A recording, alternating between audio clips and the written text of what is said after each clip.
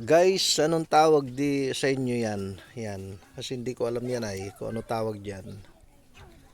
Nakita kasi doon sa sa dagat pinulot. Oh. Sasa daw to ay sasa. Yan. Yan siya guys oh. Ayan oh. Ito may natanggal kaming isa. Yan siya oh guys. Malalaki siya. Ito sa may puno lang kaya ganyan lang kalaki. Ayan guys oh. Yan. Anong tawag sa inyo yan guys? Comment nyo. Para malaman ko rin kung ano talaga ang tawag dito. Dito raw kung tawagin ay sasa. Yan. Bunga raw ng sasa. Ayan.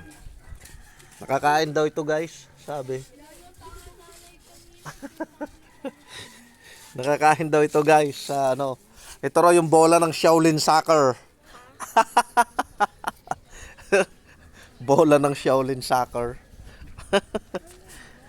Hindi guys, comment nyo ano ang tawag sa inyo ito. Ito raw, dito raw kung tawagin ay bunga ng sasa. Ayan. Yung parang nyog. Yan. Anong tawag doon? Sasa nga. Ayan, kulit mo din na. Diba? So ayan guys, comment nyo kung anong tawag sa inyo yan dito. Dito ang tawag daw ay bunga ng sasa. Ayan. Yan, dyan sa inyo, anong tawag dyan? Kung saang lugar kayo guys, yan. Bilog siya na kumpol, pero pag napipira-pira siya sa guys ng ganyan, oh. Yan, ganyan siya kalalaki. Ito malalaki, oh, ito, totoo. Ayan, oh. Sa may kalagitnaan niya, tsaka sa bandang dulo. Ayan, ang lalaki guys niya, no. Natatanggal yan guys, nababaklas. So, ang sabi, sasa daw dito yan, kung tawagin.